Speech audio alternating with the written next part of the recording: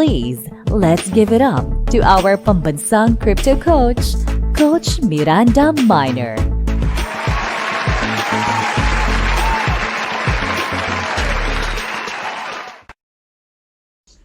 Hey guys, hello. This is Coach Miranda Minor, and today is a very special day because we're gonna be interviewing, one of the industry heavyweights, particularly on, investment analysis and all different things. Nako, I'm lacking of words because it's rare we have such a gem in our show, Kamiranda. We have been interviewing a lot of mga industry heavyweights, but this one stands out. And I will have her, I will have you guys get to know her in a few, no? Sabi ko nga lagi, make sure that you focus on her.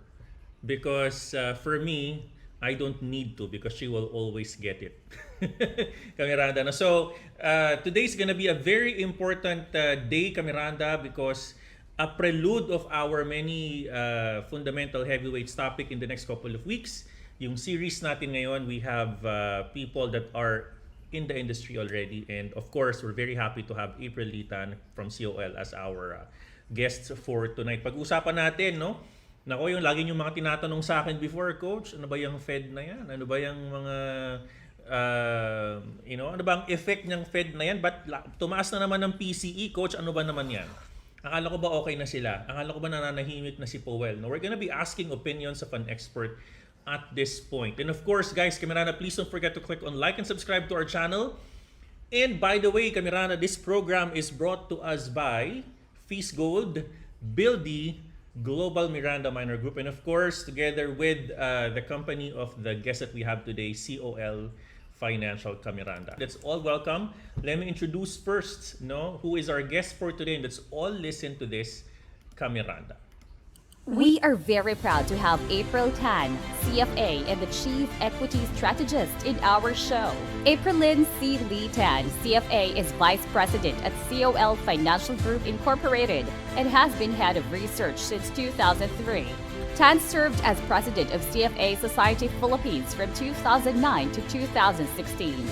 Before assuming the post of President, she also served as the Association's Secretary and has been the Director of the Investment Research Challenge Committee since 2008. Tan has been involved in equity research since 1996 when she joined the research team of COL Financial Group Incorporated. She is a certified securities representative and in 2000 earned the right to use the Chartered Financial Analyst designation. All right. Woo! Nako, grabe.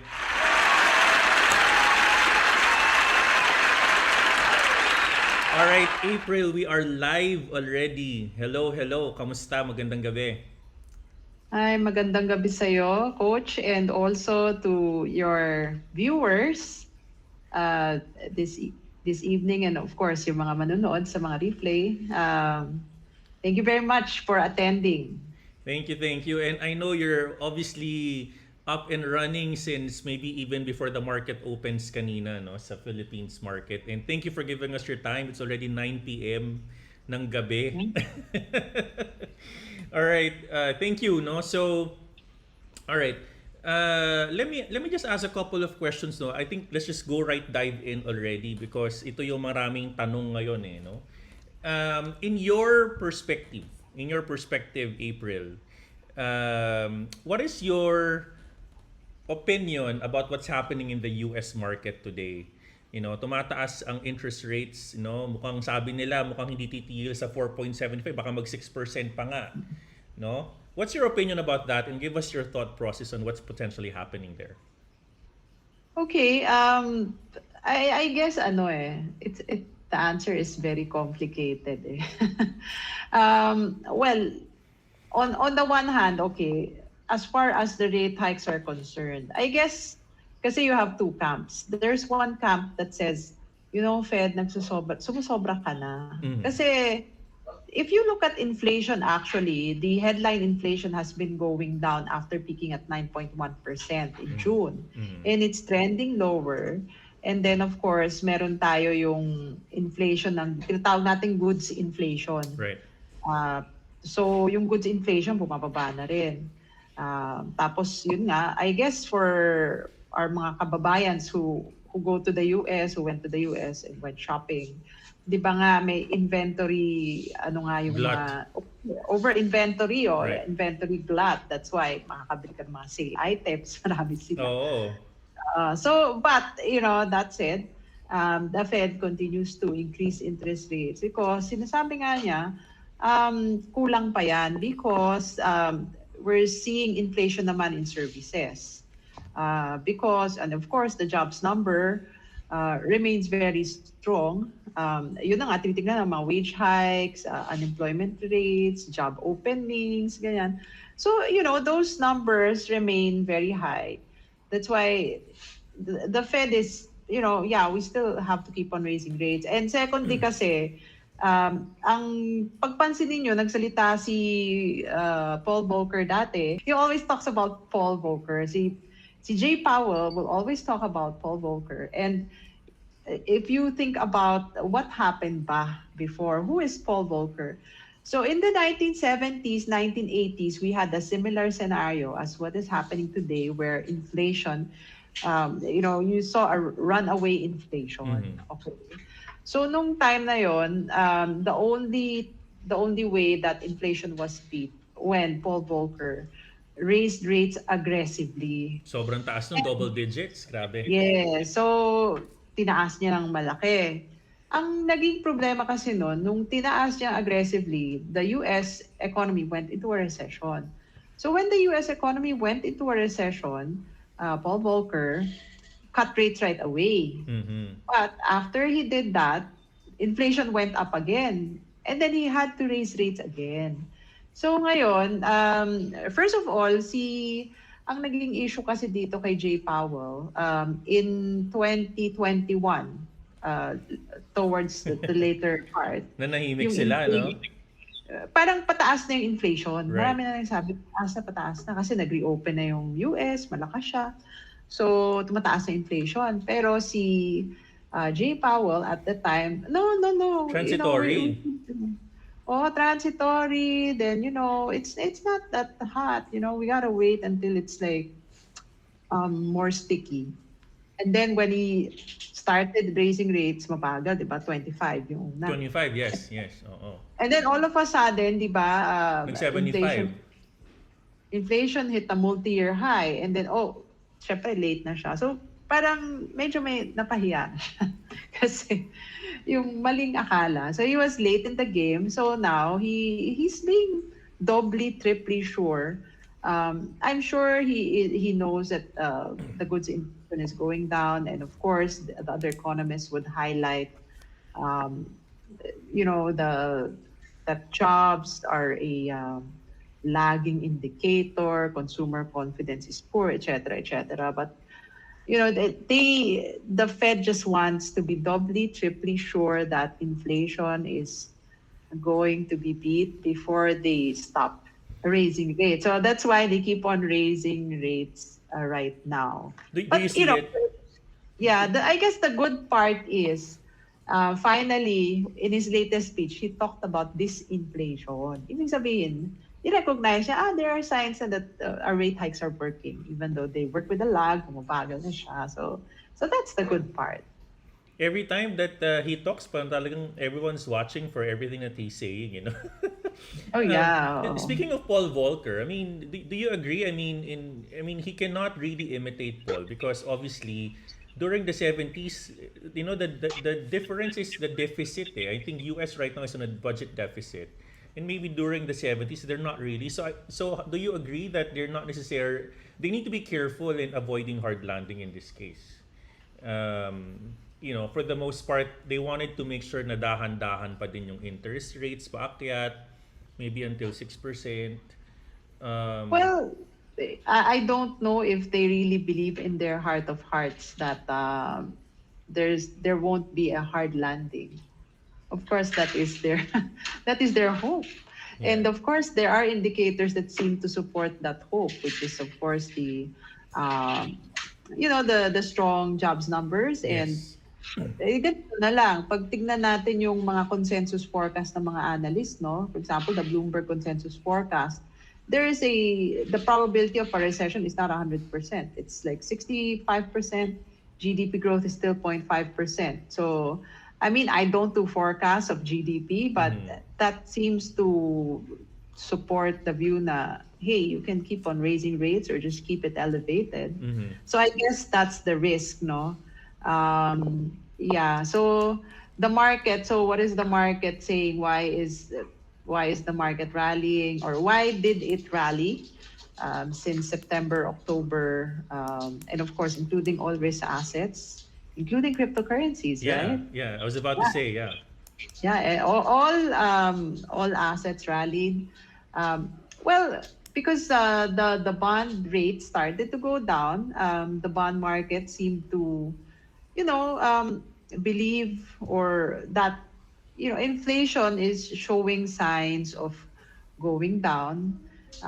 Therefore, if that is the case, then the Fed would inevitably have to pivot. Right. And and the thinking is the Fed will pivot without the US economy, or it will be successful in allowing the economy to continue to grow. So there's no hard landing, so to speak. Kasi 'di ba, pagpansinin mo nung 'di ba all risk assets were going up. So what was happening to the peso? The peso after depreciating nag-appreciate. Yeah. So the DXY, which is the dollar Dollar range, trading yeah. at the basket of currencies after appreciating so much last year, stopped appreciating. It began to go down. Then commodity prices Went also down. started to go down. So parang nandun na yung view na the Fed is successful. It just caused a disinflation, a slower growth in the economy, but there won't be any recession. Right. So, So yeah. so And you of think course, I think, yeah, medyo na-oversold na rin yung mga risk assets, di ba?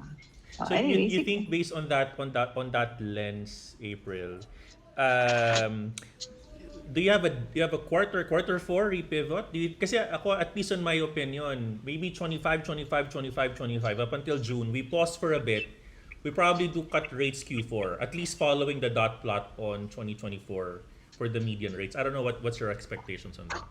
the correct question is, if they do pivot, If they do what does pivot, that yeah. mean? What does that mean? Diba? For me, yun yung issue eh. Kasi if hopefully if they pivot, it's because okay, they feel like we've beaten inflation, and we'll just do what is necessary. Kasi parang ang concern is if the economy is still doing well, they will not pivot, diba? Okay, so if they pivot, kasi that's why you have a lot of, you have this camp that's super bearish about the US economy. And they're saying, well, if the Fed pivots, it just means that the US economy is having a hard landing. If the US economy is not going to have a hard landing, then there won't be any pivot. Quite interesting. Very interesting. May mga nagsasabi nga na what if they cut rates and inflation is still very high? I mean, do we wanna parang back to scratch ka na naman, you're gonna be increasing rates again, no? And I think that's Yeah, that's, yeah. that's where Powell is coming from. They just observe. Yeah, they won't be cutting it, unfortunately, because the Jay Powell's idol is Paul Volcker, and he wants to, he's looking at the lessons during that time, which was a premature rate cut, no, and what that meant. Pwede bang isipin ngayon ng mga traders na pwedeng priced in na tong inflation na to? And potentially it's impacting the appetite on high risk assets today, April. Yeah, okay. So is it priced in? I think okay, to a certain degree it is priced in. I think the problem is what's not priced in. Okay, let's go to the US market. Kasi ang S&P 500 at this point is not cheap. So yeah, let's say maybe yeah, they're factoring in high inflation, etc. But the valuation kasi, for example, the S&P 500 is still trading at par with its historical average PE, and then EPS growth, okay. Earlier this year, they were projecting, say, a 6-7% EPS growth for the S&P 500. Now it's at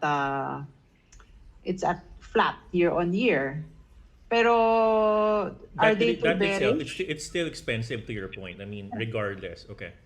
Is it, at the 4,000? Actually, I think the timing of our talk today is very, it's very good because we are at a very critical level right now. And I I was would agree. asking, I would di agree. ba, Yeah. parang everybody's like talking, will 4,000 hold? Yeah. Will it So break? Key yeah, support or level ka na from a technician perspective. Eh. Yeah. yeah. So yan ang ano because the fundamentalist will tell you it won't hold. It's gonna break because the market is expensive at this point because we're just trading at par with historical averages. Of course, with much higher interest rates and of course with a lot of downside risk in terms of earnings. So, syempre, if it were trading at a much lower level, then yeah, I would say na mas wala tayong risk or mas maganda yung risk na mag-bounce siya kaysa bumaba. So speaking of that, so let's kind of go now to the Philippines market. No, with some of the stocks in the states, relatively from a valuation perspective, a bit expensive. No, and at least in my opinion, I think the Philippines market stocks is not really a choice or a market to go ng mga foreigners, di ba? Really underweight tayo sa portfolio nila. Let's talk about the Philippines. So with this thing that I think will carry over Q4 of this year, what's your thought process on PSEI? Are we potentially going to hit, are we going to be back, 7K, 7.4 in your standpoint? And what's your perspective of the Philippines landscape today from an investment standpoint? I mean, I really hope so. Because, okay, I guess let's just review it. Rewind to 2022. Actually, 2022, from a fundamental perspective, was a good year for the Philippine economy because, of course, the economy grew much stronger than expected. Corporate earnings recovered much better than expected because of the reopening of the economy. This year, I think we'll still have a positive GDP growth regardless of what happens in the US. No, so positive in terms of fundamentals. But I think the problem is, uh, first of all, our inflation hasn't peaked yet. So yan yung naging issue, no? So that's why medyo natakot din yung natakot yung mga tao. Q1 January inflation was 8.7%, much higher than expected. And because of that, the BSP had to raise rates by 50 basis points, much faster than the Fed rate hike, no? And then the Governor Medalla saying we're going to raise it again in the next meeting. So I guess that is the near-term risk. But I think, if the market corrects, siguro maganda rin namang bumili. Kasi nga, feeling ko sobra naman talagang mura yung Philippine stock. So I think we have a better chance. It's more like, I think if ever we do go up, it won't go up in a straight line. It will, You'll see higher lows. Yeah. Yeah, higher lows siya. Right. With the China reopening, you think we can potentially attract, foreigners to kind of see emerging market stocks at this point? Oh yeah. Kasi nga yung mga things na ina-highlight nila, why emerging markets, valuations are much cheaper for emerging markets. Then of course with the in emerging markets, for example, you have China that's already starting to stimulate the economy, the Chinese government. Right. So may ganong factors, and of course the economic growth outlook is much better. EM Asia, for instance, would benefit more from a China reopening because of course the Chinese tourists would come in. So may mga ganong factors that are more unique for emerging markets, and of course yung much cheaper valuations. 10 years of underperformance versus the Agree. US. Tagal na natin, no? Tinga Philippines. So is it because we're just, consuming what we have and we're not really attracting the foreigners at this point, so to speak? Ah, kung bakit tayo nag-underperform? Well, a lot of interesting things. Kasi I think one of the main issues is, of course, okay, you think about it. The U.S., actually, the global economy or all central banks, the past 10 years were at a rate cutting cycle. Right. So easy monetary policy. Yeah. And the sectors that benefited would be mga tech issues, di ba? Which of course, we don't have We any don't of have, those here. yeah, you're right. Yeah, So, I mean, Asia would have some, but not a lot. But the US had a lot of it. And if you think about the weighting of the tech issues, say in the S&P 500 and all the other indices, medyo mabigat sila. So, yun, nakakatulong talaga yung mga yon. and dyan pumasok yung crypto, actually considered as a high-risk asset, no?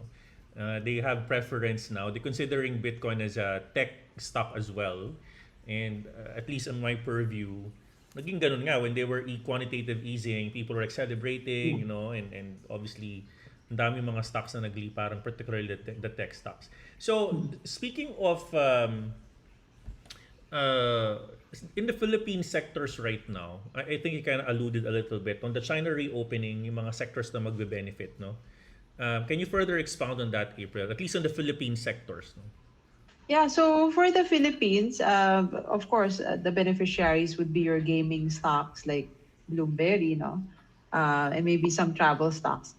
Yung mga hotels kasi unfortunately, we don't have mga pure plays eh. Usually, for example, Ayala would have their hotels inside Ayala Land, Robinson, same things. They'd have it inside Robinson's Land, and they're a small part. So we don't have plays like that. Well, maybe Cebu Pacific would benefit a little bit. May mga ganun.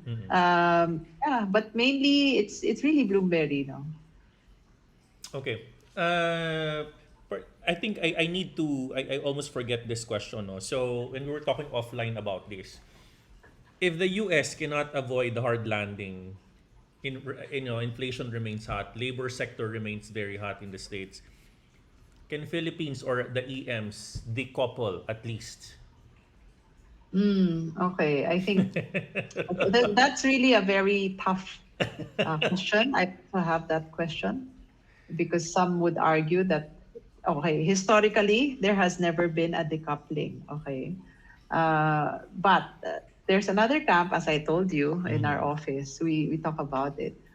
So sabi nila, if, let's say, the US has a hard landing and the market doesn't fall below the previous low, let's say, it's just drifts lower. Yeah. Hanggang nagsawa na lang lahat ng traders, ayaw na lang i-trade ang US. Then, we can decouple. Kasi ang view nga nila is yung mga tao sa office namin. So dalawa yung kampo sa office niya. Two perspectives. Yeah, kasi at least, let's just keep our minds open because, it could happen. Kasi sabi nila, unlike in the past, okay, you think about it, the global financial crisis, what happened? Di ba nag-collapse yung Lehman Brothers, nag-ano yung mga bank. So, if you don't have, say, a banking crisis, which is probably not gonna happen this time around, then, baka nga walang forced liquidation na nagmamadali. So, sell at any price. Because if you have a bank collapsing or some issue like that, then you have forced liquidation, then yun na nga, all asset classes just go down, di ba? Kasi people just don't care. They just need to raise capital. They have margin calls, etc., XYZ. So yeah, if that happens, then no decoupling. But No decoupling. I guess if it's a slow grind lower, then we might decouple. But that said, I mean, okay, let's say, well, first of all, that's the reason why we recommend investors to hold a little bit of cash because the times are really uncertain right now. So this year you recommend that dry powder, yeah? Oh, yeah. Oo. Okay. Because there's so much uncertainty. Like, okay, I'm sure you're a technician and the charts are just saying across the board that it's crazy. a buy. Yeah. The markets are strong, So Okay, I don't know why, but well, fundamentally there are reasons, but there are also very compelling reasons on the other side. But if one of the things that I've learned through my experience is you can't be too proud. You have to listen to what the market says because you might be missing something. So if I look at the market, it's saying it's strong. So I'd be observing it, but at the same in the back of my head, I'm a little cautious. That's what I'm saying to my community. We need to be cautiously optimistic at this point. I mean, still put some cash, from a portfolio diversification. For me, it's actually, well, because I do teach crypto, a portion of it goes to crypto, but a portion should be set aside as a fiat currency. No. So on that question, on that point, April. So, sectors wise, do you think the bank will continue to benefit considering interest rates are very high, Oh di yeah. ba? Are they going to continue this Oh, year? So Metro Bank will be a good pick, or BPI yeah. or banks for the most part. Yeah, the big three banks will definitely be good. They're the favorites, eh. So Mm. automatically they're the first ones that say foreign investors will buy, and also because the big banks have a larger low cost deposit base. Mm-hmm. So as interest rates go up, eto na lang ang tanong ko sa inyo, yung mga interest pa sa savings and checking account nyo tumaas? Hindi, di ba? Halos hindi, parang wala rin pa, ano? Kasi taas ng bilihin Oo. eh. So, but let's say during the pandemic, 'di ba, binabaan nila yung interest rate na binibigay nila sa deposit. Pero ngayong tapos na yung pandemic, tumaas na ang interest rate, hindi naman sila nagdadagdag ng interest deposit eh. Pero sa lending, nagtataas sila, Yes. 'di ba? Yes, Which yes. is why they are earning higher margins. Oh, Kamiranda, you heard, parang good insight para sa inyo yan, ah. Yeah. So Honestly. yon on that's on the one hand. On the other hand also, try nyo, pero paano yan pag tumaas ang interest rate? 'Di ba tataas yung mga hindi makakabayad, dadami sila. Surprisingly, that was what they thought would happen during the pandemic. Mm-hmm. The NPL ratio, the non-performing loans, didn't really go up. So ibig sabihin, yung pagka-stricto nila ah, sa pagpapautang prior to the pandemic paid off. Oo. Such yung mga pinautang nila, yung mga talagang Kaya magbayad. kaya talaga, nahirapan at lahat, di kaya nila. So yeah, that's why, it looks like I think they'll be okay. Got it. Got it. Got it. All right. Siguro before we go with the stock picks na favorite ng maraming Kamiranda for today, no, I would like to kind of also ask as well the Philippines economy, no. So obviously may deficit tayo ngayon. Our debt to GDP ratio medyo umakyat. Obviously we're kind of taming down a bit, no, from a debt to GDP ratio. In your standpoint, do you see this economy, the Philippines economy, supportive of the investment landscape today? At least, do we now see us getting out of the pandemic scenario and now sort Yeah, of a normal trajectory?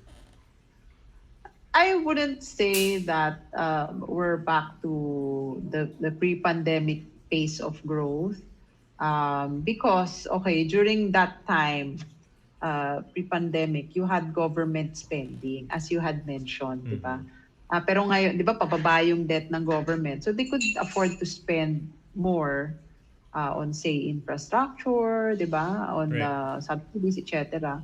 But unfortunately now, because the debt level is super high, they have to do some consolidation, pagtitipid ng Yeah, konti. even operating expenses, no? Mabawas. Yeah, even salaries, yeah. Exactly. Pero ang interesting dyan is, okay, I guess the big question mark is, sabi nila, sige, we're gonna do more PPPs this time. Kasi yung private sector naman, maraming mang pera yan eh. Kasi yung mga banks, for example, hindi naman nagpautang nung pandemic, so marami silang pera. So the private sector has money. And for us, the question is, will they be able to successfully convince the private sector to participate in the Mm-hmm. projects? So yun yung malaking tanong, especially after what happened during the Duterte administration, 'di ba? nangyari sa water, no? Tapos yung mga nagpapalit sila ng isip or yung sinabi ganito tapos hindi naman nasusunod, ganyan. So those are not good things. But on the positive side also, okay, they prior to the end of the Duterte administration, they came out with new regulations that would help the Philippines attract more foreign investors, like the Trade Liberalization Act, tapos the Retail Liberalization Act, and then the Public Service Act. So for example, certain sectors pwede ng 100% foreign ownership. Basta it's defined as a public service, pwede na. In the past, that wasn't allowed. The Trade Liberalization Act, they reduced the requirements for So we're foreigners. becoming more open from an economic support and wiggle room nila for the most part, no, mga foreigners. So yeah, less restrictions. So hopefully, kasi pag titignan mo yung economy, di ba, consumers, investments, government spending. So the investment side hopefully will grow and help offset some of the weakness on the government spending side. Yeah, quite interesting. And ako, at least just my opinion, medyo bilib ako sa economic and finance team ng administration. At least I think they know what they're saying, and obviously they're the big one, the big wigs, right? Okay, so let's now go on some of the stock opinions. So I actually prepared a couple for your opinion, April. Let's start with, I'm actually showing my screen as well. Let's actually start with Ayala Land. Opinion. Siguro, it's up to you. You want to say it's, from overpriced, depende sa'yo. But maybe you want to give your overall opinion about the stock. Yeah, so okay naman yan. We actually have a buy rating. The problem is, I think, I won't be surprised though if it underperforms some other sectors, because right now, yung offices, medyo hirap because there is an oversupply of offices. So maybe that will still take a year or two before it recovers and the rental rates start going up. Do you see that? Sorry to interrupt, April, but do you see that affecting their rates as well in Ayala, rates? Oh yeah, that's why the REITs are not doing as well either. I mean, across the board, no, yung REITs, diba, medyo naglalag. And secondly, of course, we still don't know where inflation will peak. So interest rates pataas. So habang mataas ang interest rates, of course, we know that properties will be among the sector that is most sensitive, di ba? That's right.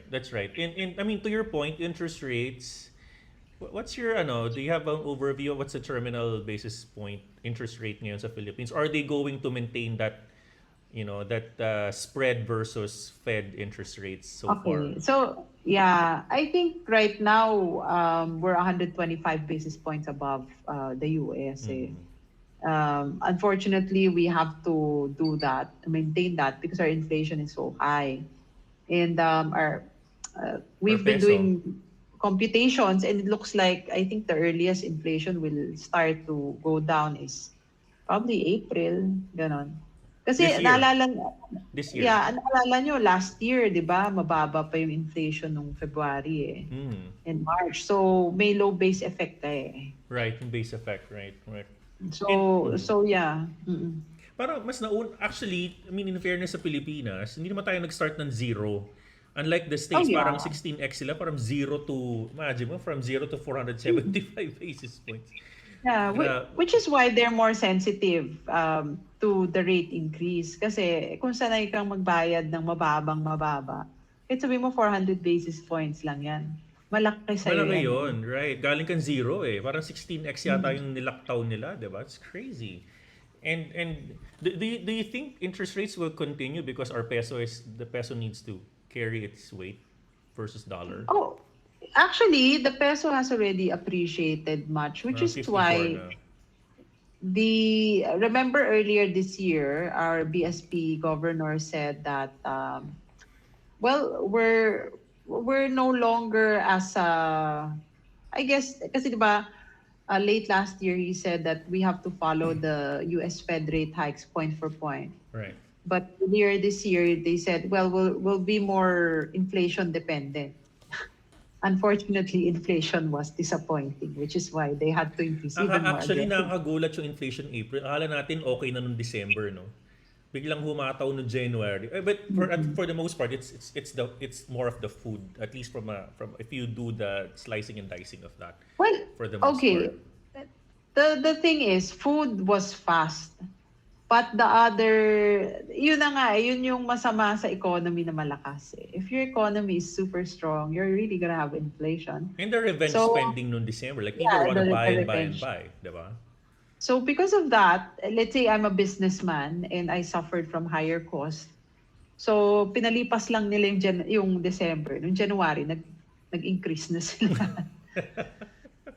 Yun yung nakita nung January. Kaya parang nagulat lahat ng tao. I Ganun. was But I surprised too, guess, yeah. yeah, It's that's crazy. what's bad about having a strong economy, you know. Yeah.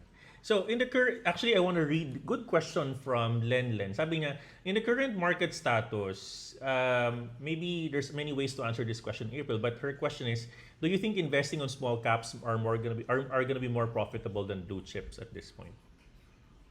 Okay.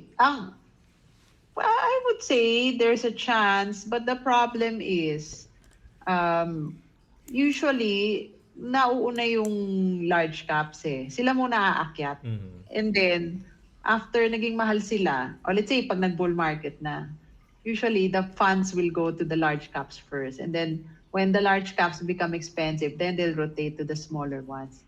That is unless your small cap has a special story. Ah. Right. Right. Kasi ngayon, meron ding debate between passive investing and active investing. So, if there's like a story na tipong, you tell me something that, na talagang, headline worthy. Right. then maybe, yeah, sure. Even if it's a small or a medium cap, you know, people will buy it and it will outperform the market. Yeah. All right. So you're saying, Ayala Land will potentially be, correcting down a little bit. Obviously, from a need perspective, medyo less ang need ngayon for rentals, etc. It's just, I mean, I like it, except it might underperform because of that. Personally, I've been holding Ali, but hindi naman sila umaakit. Parang 40 pesos, 38. They're like stagnant on Oo. that level. All right. Let's go JFC. The overpriced. You think it's expensive at this point? Hindi naman. Okay lang naman siya. It's okay. They've been performing very well actually. And if you compare it to where it was prior to the pandemic, remember now, di ba, before, hindi natin alam kung talagang magta-turn around ng Smash Burger, but now there Right. are signs that Smash Burger is turning around, and they also have Coffee Bean and Tea Leaf, which is And then also that performing quite well. acquisition kind of was a negative black eye, so to speak, for Jollibee. Mm-hmm, Remember when they got that like boom from Yeah. 300 I think to 270. Nag-pandemic, nag-98, bumalik ngayon sa 200 plus si JFC. Yeah. Quite So yeah, I mean, it's still okay, I think. I mean, okay, all the stocks are trading below pre-pandemic levels. So Right, that's right. Okay, PLDT. Naku, maraming issue to noong December. Oo. Panood ko yung opinion mo. Pares kayo ni Juanes, parang both buy kayo. Ako, I got the dip eh. So what's your take on Oo. PLDT? Ako, hindi, recently I changed my mind. It's not naman that I'm bearish, but it's more of, before the smart padlock issue pala. For me, it's more of, okay, because of the bad Globe earnings that came out, I was really shocked by how bad it was, that it disappointed our earnings forecast. And then we adjusted the models. Sabi ko, so why is our fair value estimate much lower? Yung ganon. Parang nagtaka ako. Kasi I was thinking na because of the tower sale and the plans to outsource the tower business to others, they would be able to save a lot of expenses, a lot of cash, and then profits would go up in a faster pace. But then with the situation of Globe, tinitignan namin yung models, parang pangit eh. So I'm just a little bit worried that PLDT would come out with something similar. Because you have to remember the telcos, no? Their business is the mobile business is a slow growing business na right now. Pag lumaki man yan every year, it's single digit, Mm. mid single digit na lang. Pero of course yung expenses mo pataas, capex, 'di ba? Parang Right. pangit. And then Um, yun, tapos yung during the pandemic, kaya na-excite yung mga tao is because of um, the fiber business. But then, since 2022, there were signs of maturing na. Yung Oh, really? saturation of the people who could afford. So we have to wait until the prepaid services are launched para mas maraming That's mag-latch an on. aha moment. Kasi in my standpoint, parang marami pa rin may need ng broadband, at least even for ano, 'di ba? It's quite interesting. Oo. Yung case nila, I'm sure, I don't know what's your opinion, but in my standpoint, parang it's administrative for the most part eh. Yung issue nila before, not something that can really affect optics ng pangit yung running nila, or it can haunt them long term. What are your But thoughts I about feel that? like yeah, they made a mistake. Okay. And I mean everybody makes a mistake. So Mm. I don't think that they deserve what happened. The way the share price was punished, was more than I think what they should have forgotten. It's crazy. Actually, nakakatuwa nga si PLDT nag-bounce talaga on technical support eh. Parang kahit meron kang FA issues, 'di ba? Isingit ko lang 'to, sabi ni Jerickson, dito. What are your thoughts? Dito, DITO. Um, well, I mean, ever since we've talked about the uphill the uphill battle of Dito, because um I mean, personal opinion ko lang, I don't think it was a good idea for them to have participated in the bidding for the third telco. Because during the time that the government bidded it out, single digit na lang yung growth ng industry. I mean, you look at everybody around Parang wala you. ka ng market share, I mean, to your point. Oo, lahat naman ng tao may cellphone na eh. So if you're a third telco, you're coming in, the only way you can earn money is if you grab market share from PLDT and Globe. And PLDT and Globe are not gonna take it sitting down. Of course, hindi naman hindi naman overpriced yung, 'di ba? They have very affordable plans.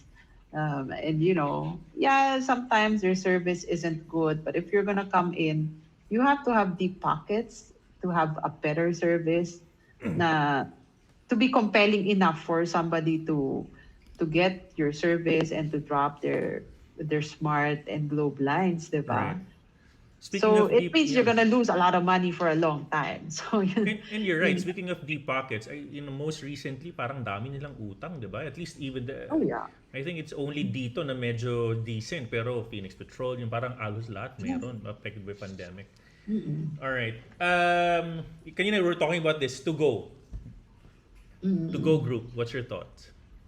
Yeah, I think may tender offer na ng SM eh. I just don't remember if there's a price or not. So yeah, maybe stay out. Well, if you have it, then congratulations, or at least that's good, di ba? Pag nag-tender offer, mag-tender na kayo. Pero to buy it now for the tender, I don't know really. Well, kumbaga, mga Pilipino, optics o SM yan. Optics. Baka i-privatize na nila yan eh. O, I di think ba? so. Yeah. All right. Interesting. I know sector-wise, you said bank kanina medyo strong sila, no? Good effects sila ng nangyayaring interest rates. Sino pinakakawawang sector? Properties ba, April? What's Yeah, your... at this point, properties unloved. Telcos are also unloved. Yeah, so I think mining medyo, hindi naman lahat ng mining, pero siguro yung mga Yung semirara, no? Semirara, you think so? How about Kasi How about oo. AP for power, di ba, power supply Okay. medyo pangit. How about AP, what are your thoughts about that? Power is okay. Kasi, well, although it's a defensive sector, we have a tight power supply situation That's right right. now. Oo, that's why they're still okay. Um, they're still doing fine. Yeah. So I think power will still be fine. Even Meralco, I think, no, Mm-hmm. is Mm-hmm. recovering. That's interesting. Avoid this power. Good for you. Yeah. Yeah, Interesting. Boytis power is good. Okay, as I was telling you offline, Starlink with it arriving in the Philippines already. I think mga last week. Napa-order na ako eh. Nauna na ako umorder. What are your thoughts? Risk ba to sa mga local players or it's too early to tell? It's actually Starlink is a niche player. Okay. Kasi, okay, you just think about it. The fiber broadband business, I mean, a lot of people need it, but how many people can afford it, no? That's right. In the same manner, the Starlink service is a bit expensive. So yeah, there 500 are people pesos, who need $7. it. They will get it, pero for them to disrupt everything, that's kind of tough because it's not a cheap service also. So more of a niche player More yan. of the A and B class. Oo, pang A and B yan. Oo. Interesting. If I'm going to go on the mindset that Philippines market is strong at this point, US market is as is today. Ano yung mix ng aking portfolio today? I mean, meron kang, dry powder there. But if you're going to kind of give sector portfolio, where do you need to go overweight at this point? From a sector Ah, perspective. or country, ganun ba? Pwedeng ganon, yeah, yeah. What do you think? Yeah, so ayoko talaga ng US eh. Sorry ah. Hindi ko talaga type. Siguro mag-emerging markets ka na lang, 'di ba? And then in the Philippines, of course, I like a little bit of defensives like yeah, the power sector as I Right. said kasi may kwento rin dun eh yung uh, tight power supply situation. So I'd still be there. And of course, the banks. But that said, okay, mawawala ba ako sa mga out of favor, let's say, properties? I don't think so. I think you should buy a little bit of that. And consumers, I also like consumers. RLC. Just want to throw it out there. RLC. Okay. So if you're gonna do properties, might as well stick to the likes of RLC na malaki yung mall business. Kasi yung the malls are doing well and are not affected by what's happening in the offices. Si RLC may offices din pero mas malaki yung malls niya. So yeah, I think and the stock is very cheap. And of course, this program is brought to us by Global Miranda Minor Group, Buildy, and Feast Gold, and of course in partnership with COL Financial. Maraming salamat ka Miranda. God bless you.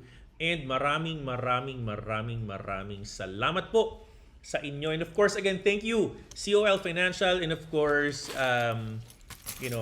Miss April Litan, the Chief Equity Strategist of COL, for your meaningful support and insight about the market. God bless you, Miranda. I love you 3,000 and maraming salamat po sa inyong lahat.